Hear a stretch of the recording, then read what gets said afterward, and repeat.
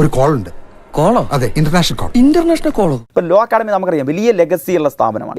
എന്തോ എങ്ങനെ അക്കാഡമിക്ക് വേറൊരു ലെഗസിയും ഉണ്ട്. കേരളത്തിലെ വിദ്യാർത്ഥി യുവജന സംഘടനകളുടെ മാർക്കില്ലാത്ത നേതാക്കന്മാരെ എന്തോ കുത്തി പറയുന്ന പോലെ എനിക്ക് ഫീൽ ചെയ്യുന്നുണ്ട് കേട്ടോ.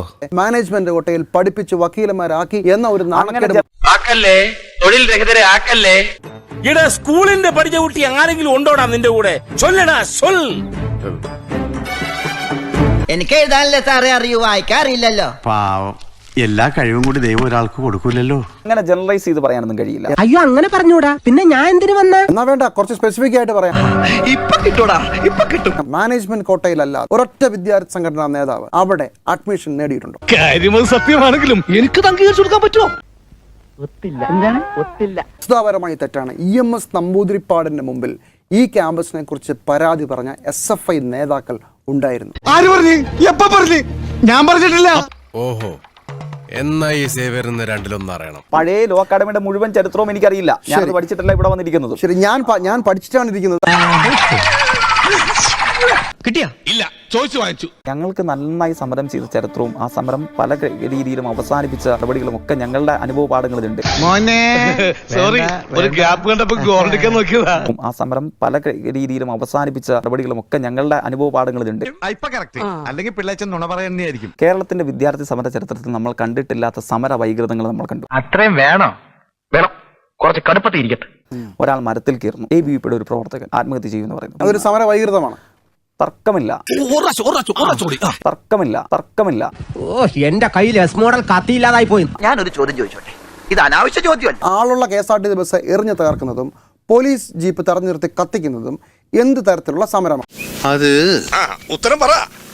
അത് നീ ഇപ്പൊ ചോദിച്ചതേ ഒരു ആദ്യം ഊണ ആൻസറാ. ഏതൊരു സമരഘട്ടത്തിലും സമരോത്സുകമായി നല്ല സർക്കാരിനെതിരെയുള്ള പ്രക്ഷോഭങ്ങൾ, ഈ സമരങ്ങളുടെ വേലിയേറ്റങ്ങളൊക്കെ ഉണ്ടായപ്പോൾ ആ സർക്കാരിനെതിരെയുള്ള പ്രതിഷേധം KSRTC ബസ്സുകളിലേക്ക് വ്യാപിച്ചു. എടാ, നീ ശരിക്കും മണ്ടനാണോ അതോ മണ്ടനെ പോലെ അഭിനയിക്കാണോ?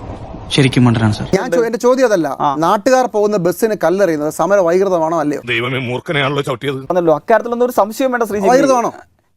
വൈകൃതമാണെന്ന് ഞാൻ അംഗീകരിക്കാൻ പിന്നെ തയ്യാറല്ല. എന്താണത്?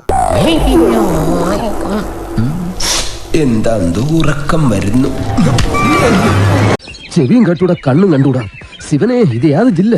അത്തരത്തിലുള്ള ഒഴിവാക്കപ്പെടേണ്ട സംഭവങ്ങൾ നമ്മൾ അങ്ങനെയാണ് മരത്തിൽ കയറുന്നത് ഒഴിവാക്കപ്പെടേണ്ടത് പറഞ്ഞത്. വൈകൃതം എന്ന് വിളിക്കുമെങ്കിൽ ഇതും പറയണം. വല്ലവന്റെ നെഞ്ചിന് കല്ലെറിയുന്നതും അവനവന്റെ ജീവിതം വേണമെങ്കിൽ ഞാൻ കൊടുക്കാമെന്ന് പറയുന്നതും തമ്മിൽ എന്താണ്? ഇതൊരു നടക്കി പോണ ലക്ഷണില്ല.